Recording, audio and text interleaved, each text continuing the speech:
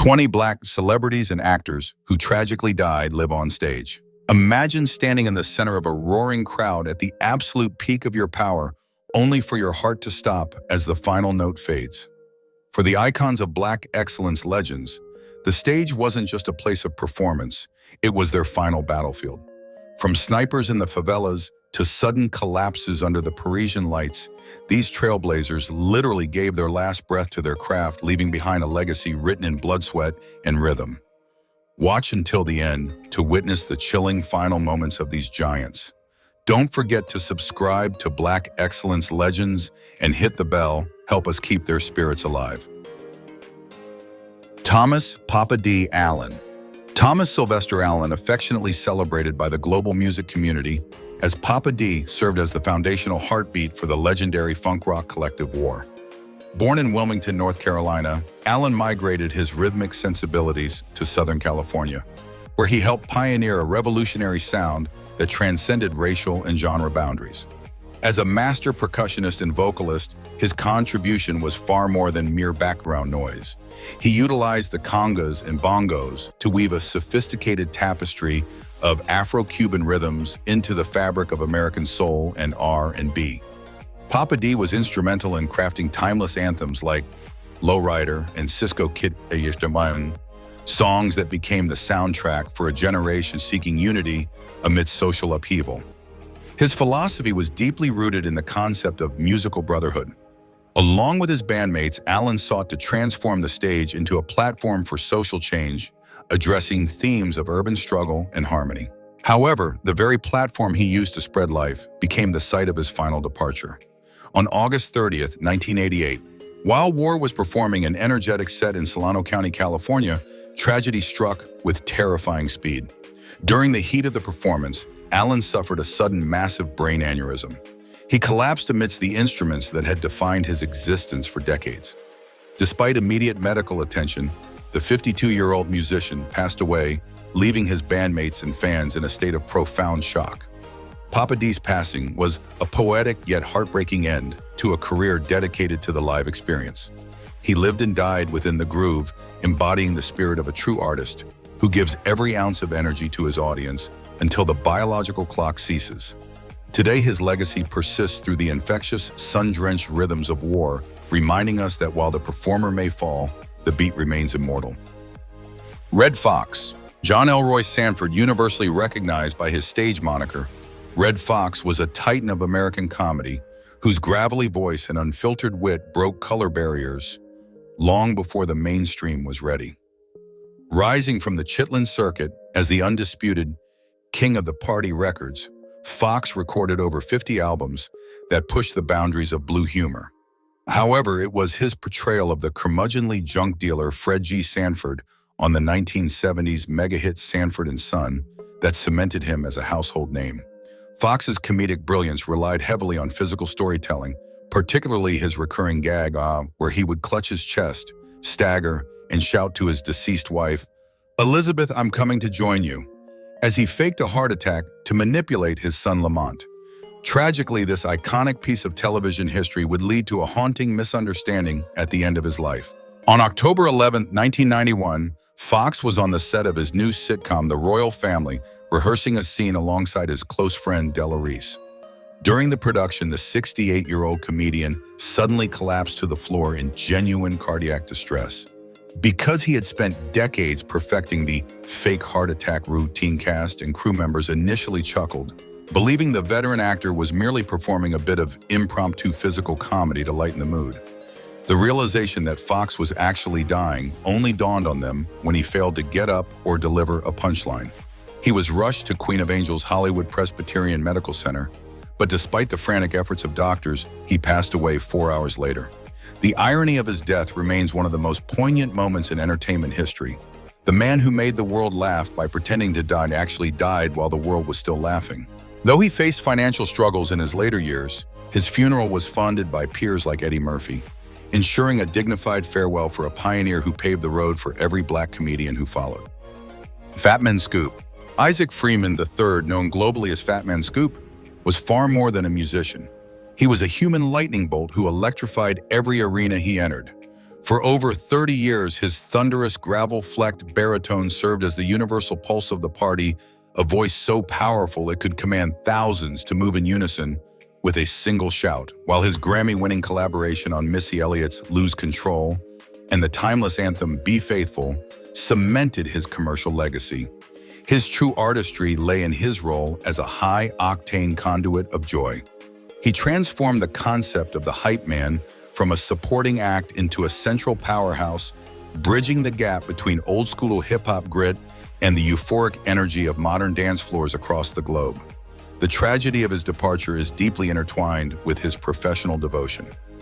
On August 30th, 2024, at the age of 53, Scoop was performing an intense, sweat-drenched set at Town Center Park in Hamden, Connecticut.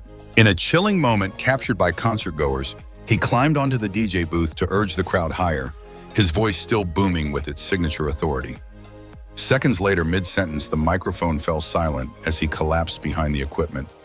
The sudden shift from rhythmic explosion to a hollow, terrifying silence left the audience in a state of prayerful disbelief. Despite the heroic efforts of paramedics who performed CPR on stage in front of a stunned crowd, the voice of the club could not be revived. Medical examiners later confirmed the cause was hypertensive and atherosclerotic cardiovascular disease, a silent internal struggle for a man whose external life was defined by relentless vitality. Fatman Scoop died exactly as he lived, at full volume, pouring his soul into the microphone until the very last second. He didn't just exit the stage, he left it as an immortal echo. Today, every time a DJ drops his track, and a room erupts. Isaac Freeman III is still there, commanding the world to put its hands up and celebrate the life he so vibrantly championed. Michael Benjamin. Michael Benjamin, known to the global Francophone and Caribbean diaspora as Mika Ben, was a luminary of Haitian music whose artistry acted as a bridge between tradition and modernity. A virtuoso singer-songwriter and multi-instrumentalist, Benjamin was more than a performer. He was a cultural diplomat during a time of immense national struggle for Haiti. His music, a sophisticated fusion of compas, reggae, and pop, carried the weight of a nation's resilience. Mika Ben possessed a rare velvet-like vocal texture that could shift effortlessly from romantic ballads to high-octane festival anthems, making him a central pillar of the compa movement. Beyond the melodies, he was a symbol of hope, consistently utilizing his platform to advocate for unity in the rebuilding of his homeland after successive natural disasters. The final chapter of his life was written in a manner that felt like a tragic opera. On the night of October 15, 2022, the 41-year-old artist was invited as a guest performer during a sold-out reunion concert for the legendary band Karimi at the Accor Arena in Paris. Having just delivered an electrifying performance that left 10,000 fans in a state of euphoria, Benjamin was walking off the stage when the unthinkable occurred. He suddenly collapsed in full view of the audience. The transition from the peak of artistic triumph to a medical emergency was instantaneous and terrifying. Despite the immediate intervention of paramedics who fought for nearly an hour to revive him on the arena floor, the father of three had suffered a fatal cardiac arrest. Mika Ben died in his prime, wearing the Haitian flag draped around his shoulders, having just finished the most significant performance of his career. His passing ignited a global wave of mourning from the streets of Port-au-Prince to the halls of the United Nations. He gave his final ounce of breath to the stage, leaving behind a legacy of musical excellence and unyielding patriotism. To his fans, he remains the eternal Mika, a star who ascended directly from the spotlight to the heavens. MC Daleste. Daniel Pedreira Sena Pellegrin, famously known as MC Daleste, was a meteoric force in the Brazilian music scene, specifically within the funk ostentação movement. Born and raised in the favelas of São Paulo, Daleste's rise to stardom was a testament to the raw power of urban storytelling. Unlike the gritty, often violent themes of traditional funk, his subgenre focused on the dreams of the impoverished, luxury designer clothing, and a path out of poverty. At just 20 years old, he had become a voice of aspiration for millions of Brazilian youth, amassing a massive digital following and performing sold-out shows across the country. He remained fiercely loyal to his roots, choosing to stay in the Zona Leste district even as his wealth and fame skyrocketed, embodying the rags to riches narrative he championed in his lyrics. However, the vibrant energy of his career was extinguished in a horrific moment of public violence that remains one of the most shocking videos on the internet. On July 6, 2013, Daleste was performing a free concert at a public housing complex in Campinas, São Paulo. As he stood on stage interacting with thousands of fans and delivering his signature rhythmic flow, a sniper's bullet struck him in the abdomen. The chilling footage shows Daleste falling to his knees mid-sentence, looking confused before collapsing entirely. The crowd initially mistook the sound for pyrotechnics, but the reality was far more sinister. He was rushed to a local hospital where he underwent emergency surgery, but tragically passed away the following day.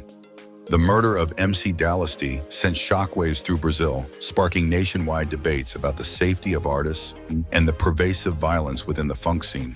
His death turned him into a martyr for the genre, with his posthumous releases garnering hundreds of millions of views. Despite his short life, Daleste's impact is indelible. He proved that a voice from the favela could command a nation. He died as he lived, surrounded by the people he represented, leaving behind a legacy that continues to inspire a new generation of Brazilian artists to dream beyond the confines of their surroundings. Johnny Guitar Watson. Johnny Guitar Watson was a flamboyant architect of sound whose career spanned the evolution of Black American music from jump blues to space-age funk. A multi-instrumentalist prodigy, Watson was a sonic pioneer who predated the showmanship of Jimi Hendrix. He famously utilized a capo to achieve a piercing metallic guitar tone and was known for his acrobatic stage presence, often playing his instrument behind his back or with his teeth. His 1970s transformation into a pimp-styled funk icon, complete with wide-brimmed hats and three-piece suits, produced classics like A Real Mother for Ya and Superman Lover. Watson's influence was monumental, providing the rhythmic DNA for West Coast G-Funk, with his riffs later sampled by legends like Dr. Dre and Snoop Dogg. He didn't just play music, he performed it with a cinematic flair that made him a global cult hero.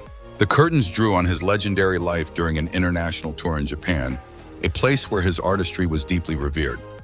On May 17, 1996, at the age of 61, Watson was performing at the Ocean Boulevard Blues Cafe in Yokohama. He was in the middle of a high-energy set, delivering the soulful lyrics of Superman Lover when he made a final characteristic gesture toward the crowd. Seconds later, he collapsed mid-performance.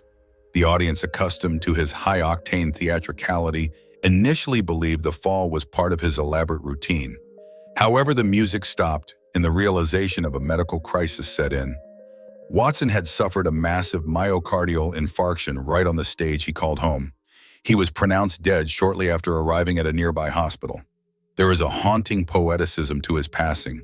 His bandmates recalled that Watson had often remarked he wanted to go out while doing what he loved most. He died with his guitar in hand, in the heat of the groove, proving his absolute commitment to his craft until the very last heartbeat. Johnny Guitar Watson remains a symbol of instrumental innovation and unapologetic coolness, a performer who literally gave his life to the rhythm of the blues. Jimmie Lunceford. James Melvin Lunceford, better known as Jimmie Lunceford, was a titan of the big band era whose orchestra rivaled the giants like Duke Ellington and Count Basie. A university-educated musician with a degree from Fisk University, Lunceford brought a level of academic precision and athletic discipline to the world of jazz. His ensemble, the Jimmie Lunceford Orchestra, became legendary for its Lunceford two-beat rhythm and unparalleled showmanship. Unlike other bands of the time that focused solely on the music, Lunceford's musicians were entertainers who engaged in synchronized horn tossing, elaborate choreography, and frequent costume changes. Under his baton, the band became a fixture at the prestigious Cotton Club in Harlem, setting the gold standard for dance band arrangements with a sound that was both technically sophisticated and irresistibly infectious. The end of Lunceford's illustrious career came with a suddenness that stunned the music world during a grueling tour of the West Coast. On July 12, 1947, while the 45-year-old bandleader was in Seaside, Oregon, the physical demands of constant travel and high-energy performance finally took their toll. During an autograph session preceding a scheduled performance, Lunceford suddenly collapsed. Though he was not literally under the spotlight at the exact second of his passing, he was in the line of duty, serving the fans who followed his every move across the country. The cause of death was officially ruled a heart attack brought on by chronic exhaustion. However, a persistent urban legend in the jazz community suggested a more sinister cause involving a racist restaurant owner, though this was never medically proven. Lunceford's death marked the beginning of the end for the great swing orchestras. He was a pioneer who proved that black musicians could command respect through both immense talent and impeccable professionalism. He died as a traveling minstrel of the modern age, dedicated to his audience until his heart could no longer keep the beat. Today, Jimmie Lunceford is remembered as the man who put the show in show business, leaving a legacy of rhythm and elegance that defined the golden age of jazz. Godfrey Cambridge. Godfrey MacArthur Cambridge was a formidable force in American entertainment, a man whose sharp intellect and versatile talent allowed him to dominate both the stand-up comedy circuit and the dramatic screen. Born to Guyanese immigrants in New York, Cambridge was a scholar-turned-actor who utilized humor as a surgical tool to dissect racial prejudices. He was a pioneer of social satire, rising to fame in the 1960s alongside giants like Dick Gregory and Bill Cosby. His most iconic performance in the film Watermelon Man, where he played a white bigot who miraculously wakes up black, remains a masterclass in using comedy to confront systemic racism. Cambridge possessed a rare ability to pivot from rib-tickling, observational humor on The Tonight Show to deeply moving, award-winning performances on Broadway, such as in Purlie Victorious. The tragic conclusion to his life occurred while he was immersed in his craft, portraying a high-stakes historical role. In November 1976, the 43-year-old actor was in Burbank, California, on the set of the television film Victory at Entebbe. He was cast to play Idi Amin, the Ugandan dictator, a role that demanded immense emotional and physical gravity. On November 29th, while on the set and prepared to film, Cambridge suffered a sudden massive heart attack. Despite the rapid arrival of emergency personnel, he passed away before reaching the hospital. In a chilling twist of fate, the man who spent his life breaking barriers and challenging the status quo died while preparing to depict one of history's most complex figures. Godfrey Cambridge's death was a profound loss to the artistic community. He was a trailblazer who refused to be pigeonholed into stereotypical roles, demanding instead that black actors be seen for their full range and humanity. He died with his boots on, a term often used for those who pass while working in their profession. Today, his legacy lives on in every comedian who uses the stage to speak truth to power. He remains a symbol of the intellectual rigor and fearless spirit that defines the golden era of black activism in the arts. Luther Lindsay. Luther Jacob Goodall, professionally known as Luther Lindsay, was a monumental figure in the history of professional wrestling, shattering racial ceilings during an era of deep segregation. A phenomenal athlete who excelled in football at Norfolk State, Lindsay brought a rare combination of raw power and technical grappling finesse to the squared circle. He was a pioneer of the interracial match, often being the first black athlete allowed to compete against white champions in territories that had previously barred such encounters. His prowess was so respected that the legendary Stu Hart, patriarch of the Hart wrestling dynasty, famously carried a photograph of Lindsay in his wallet for 50 years, calling him the greatest wrestler he ever faced. Lindsay wasn't just a performer, he was a legitimate shooter who earned the universal respect of his peers through his quiet dignity and undeniable toughness. The final chapter of his trailblazing life occurred exactly where he had made history inside the ring. On February 21, 1972, the 47-year-old veteran was competing in a high-stakes match against Bob Paul in Charlotte, North Carolina. After a grueling contest, Lindsay ascended to the turnbuckle and delivered his signature finishing maneuver, a thunderous diving belly flop press. He successfully pinned his opponent for the 3-count victory, but as the referee raised his hand in triumph, Lindsay remained motionless on top of Paul. The crowd, initially cheering for the victory, fell into a localized hush as it became clear that this was not a theatrical sell. Lindsay had suffered a massive fatal heart attack at the exact moment of his physical impact. He was carried from the ring he had helped desegregate, having died in the very moment of victory. His passing was a profound shock to the wrestling world, marking the end of a man who fought 2 battles simultaneously, one against his opponents and one against the systemic racism of his time. Luther Lindsay died a champion, proving his heart was as big as his legacy. Today, he is remembered as a cornerstone of the industry, a man who pinned prejudice to the mat and left the world a more inclusive place through his silent strength. Snakehips Johnson. Kenrick Reginald, Hyman's Johnson, immortalized as Snakehips Johnson, was a visionary bandleader who redefined the British jazz landscape during the 1930s. Born in British Guiana, Johnson was originally sent to the UK to study medicine, but the magnetic pull of Harlem's swing scene redirected his destiny. After traveling to New York to study dance under the greats, he returned to London with a mission to create a world-class all-black swing orchestra. His West Indian Dance Orchestra became a sophisticated sensation, blending the fluid elegance of his Snakehips dancing, modeled after Cab Calloway, with the precision of high-energy big band jazz. Johnson was a pioneer who shattered racial glass ceilings in British broadcasting, becoming the first black band leader to be featured regularly on the BBC. He wasn't just a musician, he was a symbol of cosmopolitan resilience and artistic excellence in a pre-war society. The tragic finale of his life serves as one of the most poignant snapshots of World War II's domestic horror. On the night of March 8, 1941, during the height of the German Blitz, Johnson and his orchestra were performing at the Café de Paris, an underground nightclub in London, touted as the safest place in the city. As the band launched into the upbeat rhythms of "Oh Johnny, oh," the illusion of safety vanished. Two German 50-kilogram bombs pierced the building's roof and exploded directly on the dance floor. The 26-year-old maestro was killed instantly at the front of his band, his baton still figuratively in hand. The blast silenced the music and claimed the lives of several bandmates and patrons in a scene of absolute devastation. Ken Snakehips Johnson's death was a crushing blow to the British music world, ending the life of a man who had used swing music to keep the spirits of a besieged nation alive. He died at the very heart of the conflict, performing until the moment the sky fell. Today, he is remembered as a martyr of the Blitz and a pioneer of Black British culture, a star whose rhythm was stopped by the machinery of war, but whose legacy as a trailblazer remains undefeated. Ira Frederick Aldridge. Ira Frederick Aldridge was a towering figure in 19th century theater, a man who fled the systemic oppression of the United States to become one of the most celebrated Shakespearean actors in Europe. Born in New York City as a free black man, Aldridge faced limited opportunities in the American theater scene, which often relegated black performers to minstrelsy. Seeking professional dignity, he moved to London in 1824, where he debuted at the Royal Coburg Theatre. He eventually achieved the unthinkable, becoming the first black actor to portray Othello on a major London stage at Covent Garden. Known as the African Roscius, Aldridge was a master of psychological depth, bringing a revolutionary emotional realism to roles like King Lear Macbeth and Shylock.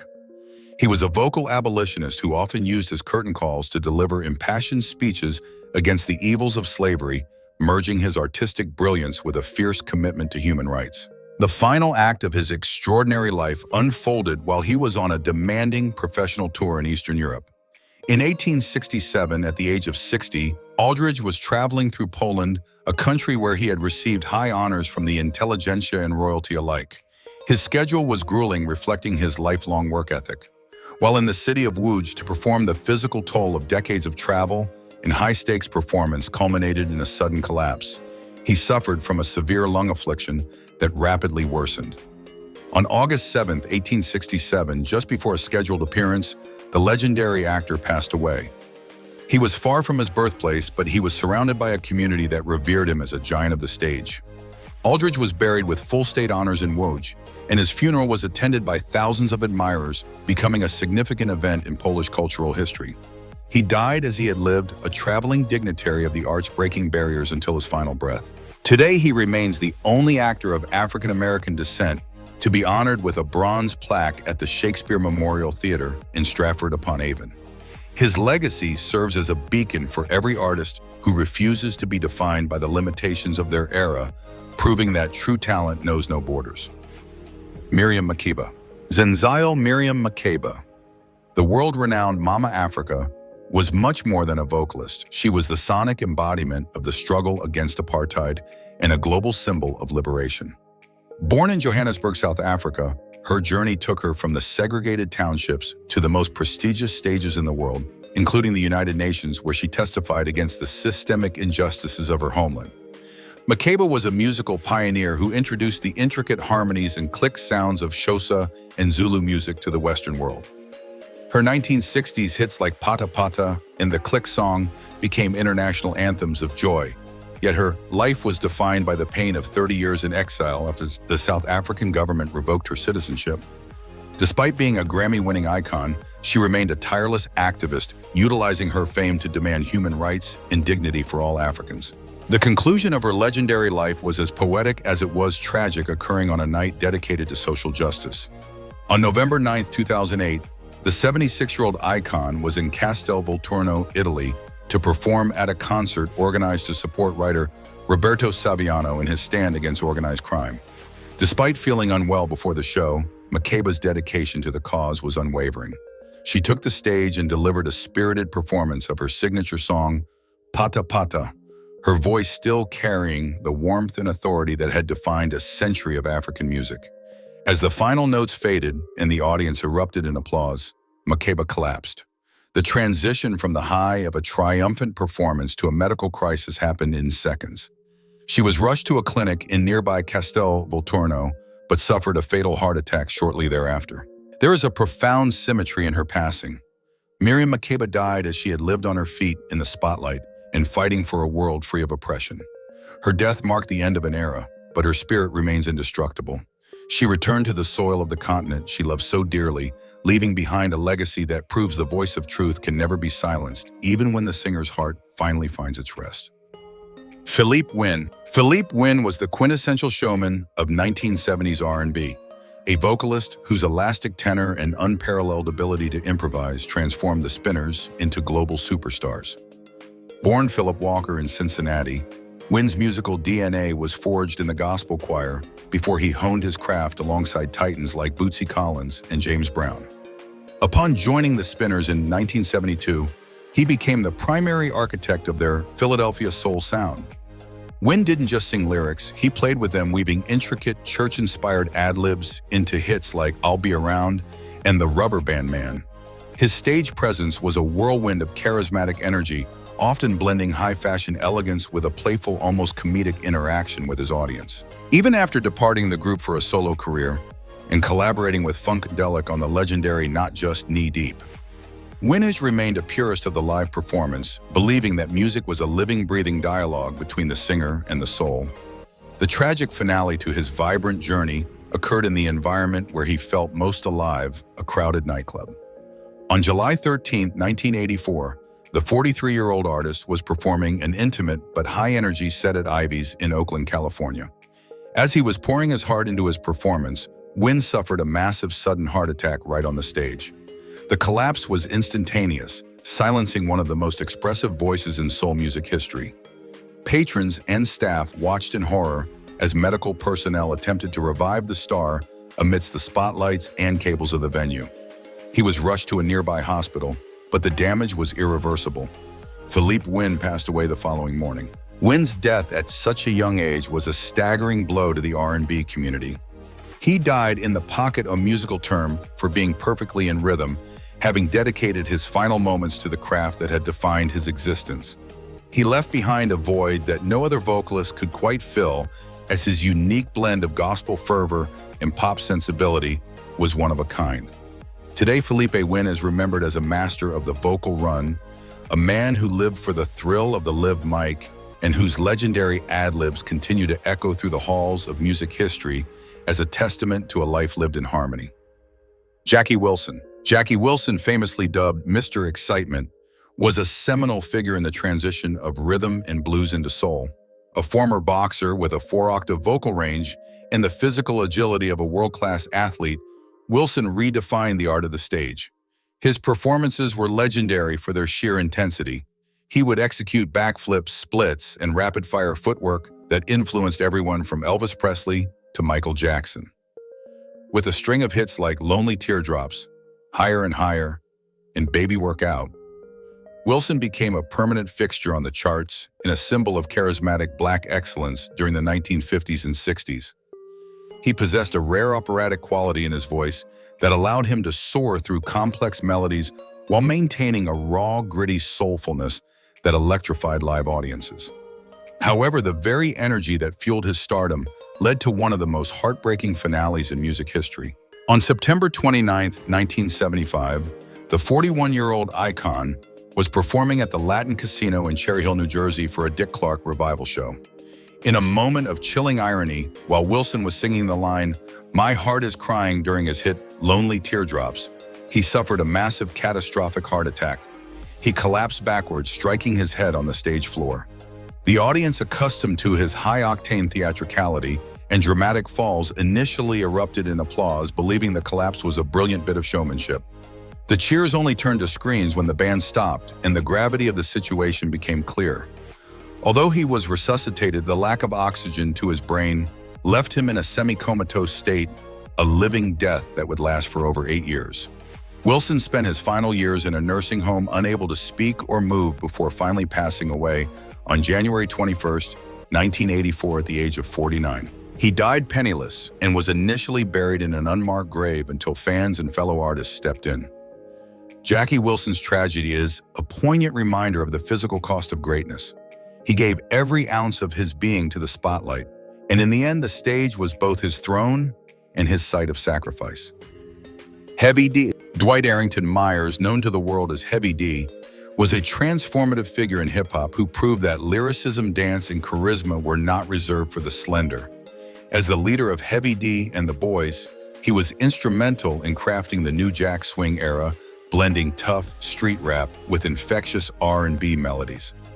Unlike many of his contemporaries who leaned into gangsta personas, Heavy D branded himself as the overweight lover, a suave, fashionable, and incredibly agile performer who bridged the gap between the golden age of hip-hop and mainstream pop success.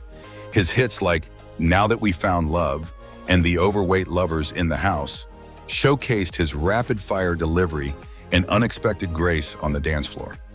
Beyond the mic, he was a respected executive and actor, serving as a mentor to a young Sean Diddy Combs and shaping the careers of countless artists at Uptown Records. His departure was a sudden shock to the entertainment industry, coming just as he was experiencing a significant professional resurgence. In October 2011, Heavy D delivered a triumphant comeback performance at the BET Hip Hop Awards, his first televised show in 15 years, proving he hadn't lost a step. However, tragedy struck on November 8, 2011. After returning to his home in Beverly Hills from a flight, the 44-year-old artist collapsed in the hallway of his condominium complex. He was experiencing extreme difficulty breathing. A neighbor found him and called emergency services, and while he was conscious for a brief moment and even spoke to paramedics, he lost consciousness shortly thereafter. He was pronounced dead at Cedars-Sinai Medical Center. The subsequent autopsy revealed that Heavy D died from a pulmonary embolism, a blood clot in the lung, that had likely developed during his recent long-haul flight from London.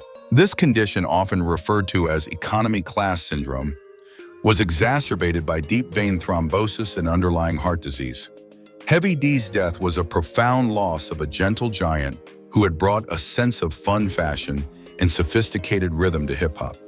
He passed away at the height of a comeback, reminding the world that while his physical presence was massive, his heart, both literally and figuratively, was the true engine of his legendary career. Big Poke.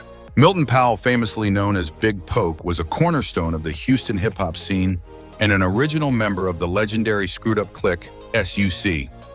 A titan of the Southern hospitality sound, Poke was renowned for his deep, gravelly voice and a freestyle flow that was as steady as a heartbeat. He helped define the Chopped and Screwed era alongside the late DJ Screw, contributing to the culture-shifting album June 27th. His solo masterpiece, The Hardest Pit in the Litter, cemented his reputation as a lyrical heavyweight who didn't need gimmicks to command respect. Big Poke was more than a rapper. He was a neighborhood hero in Houston's South Side, a gentle giant whose presence brought a sense of stability and authenticity to the ever-evolving landscape of Texas rap. The tragic end to his life occurred during a moment of community celebration, doing exactly what he had done for 3 decades, entertaining his fans. On the night of June 18, 2023, the 48-year-old artist was performing at a Juneteenth event at Pour 09 Bar in Beaumont, Texas. In a haunting video that quickly circulated on social media, Poke was seen standing on a second-story balcony, interacting with the DJ. As he prepared to deliver his next verse, he appeared to let out a heavy sigh before losing consciousness and falling backward. The music stopped instantly as the crowd's cheers turned into gasps of horror. A nurse in the audience rushed to provide chest compressions until paramedics arrived to transport him to St. Elizabeth Hospital. Tragically, he could not be revived. The Jefferson County Justice of the Peace later confirmed that the rap legend had passed away with the cause of death attributed to a sudden heart attack. His death sent a shockwave through the hip-hop community, leading to a massive outpouring of grief from peers like Bun B and Slim Thug. Big Poke died during a holiday celebrating freedom, leaving behind a legacy of rhythmic integrity.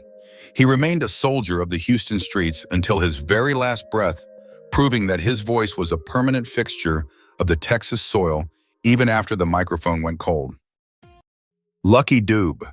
Lucky Philippe Dube was a transcendent figure in world music, a South African reggae icon who used his voice as a powerful weapon against the chains of apartheid and social injustice.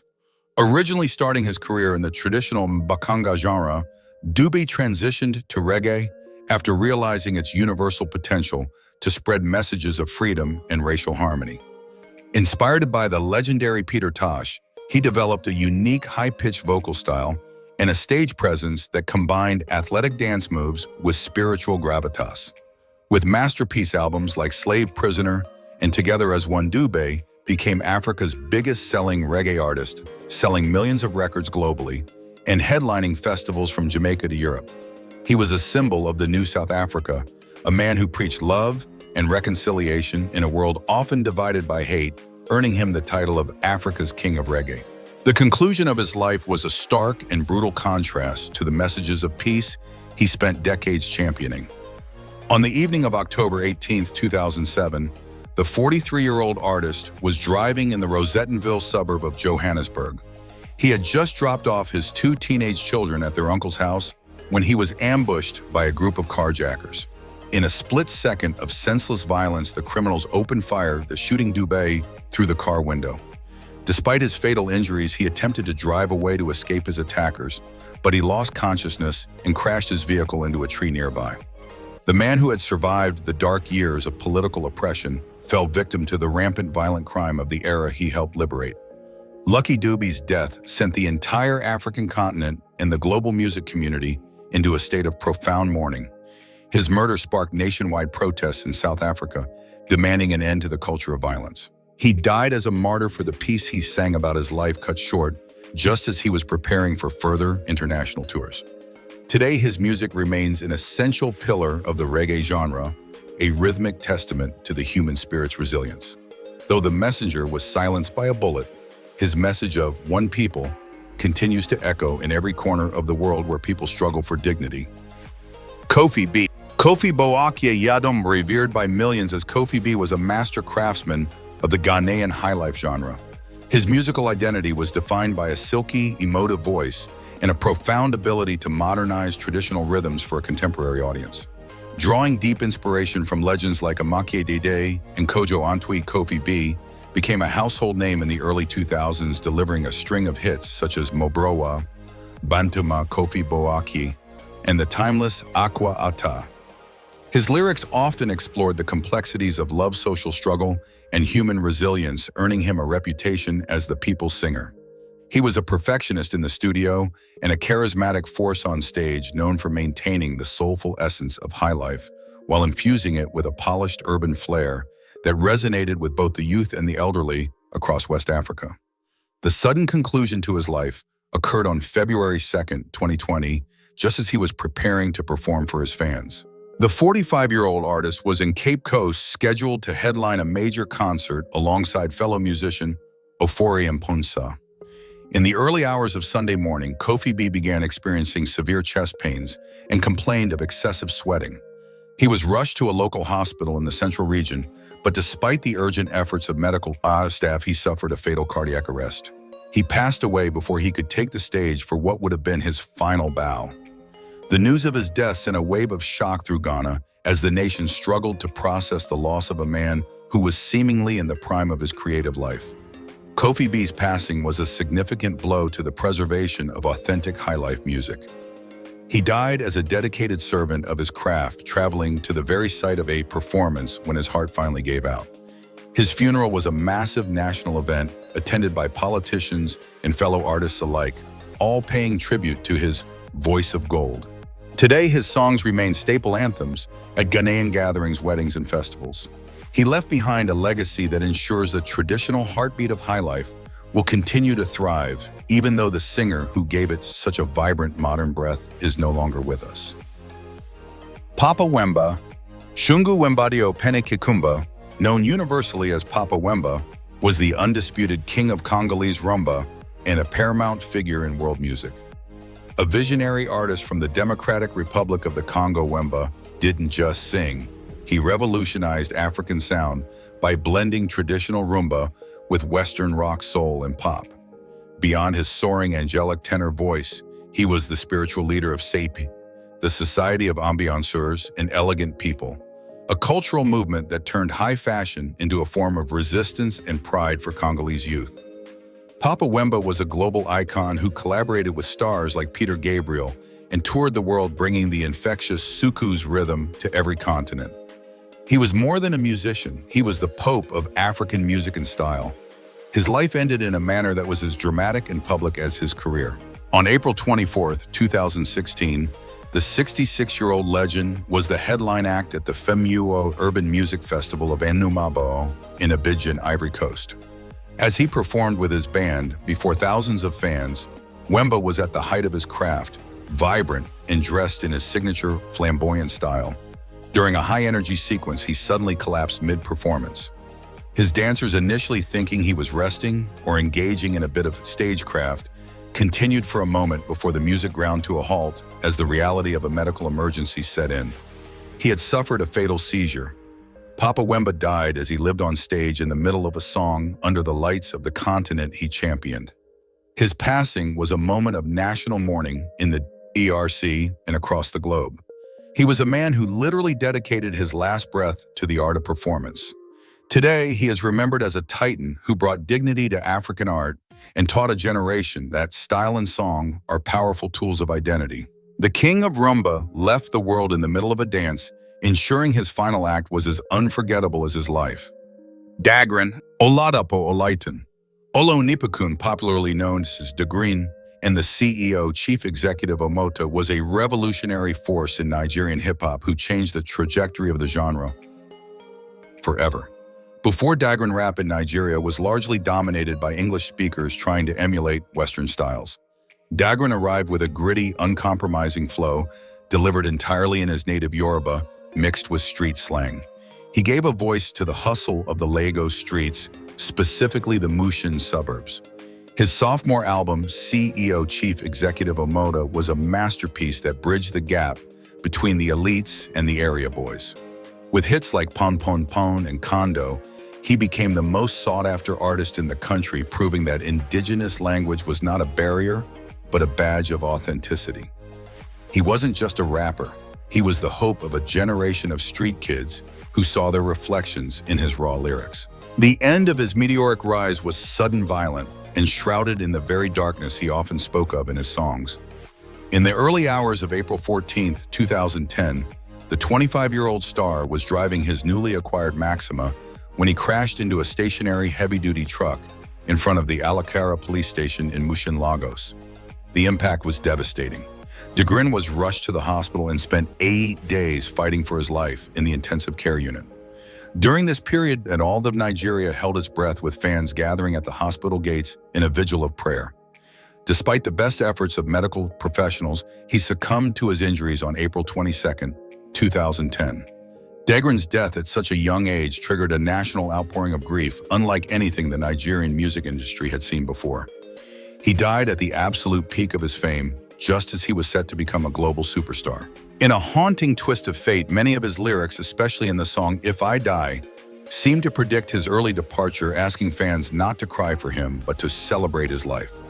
Today, Dagrin is regarded as the father of Yoruba rap, paving the way for successors like Olamide Fino and Reminisce. He remains the eternal CEO of the streets, a legend whose fire burned twice as bright and half as long. In the tapestry of global history, the figures we have explored represent the pinnacle of Black excellence legends. From the rhythmic pulse of the Houston streets To the high fashion stages of the Congo, these icons transformed art into a medium for social change and cultural pride. Their legacies are not defined by their tragic departures, but by the barriers they dismantled and the voices they empowered. However, as we look at how many of these luminaries were lost in their prime, it raises a haunting question. Does the world truly protect the Black geniuses who give so much to humanity? Or do we only fully appreciate their worth once the spotlight finally fades into silence?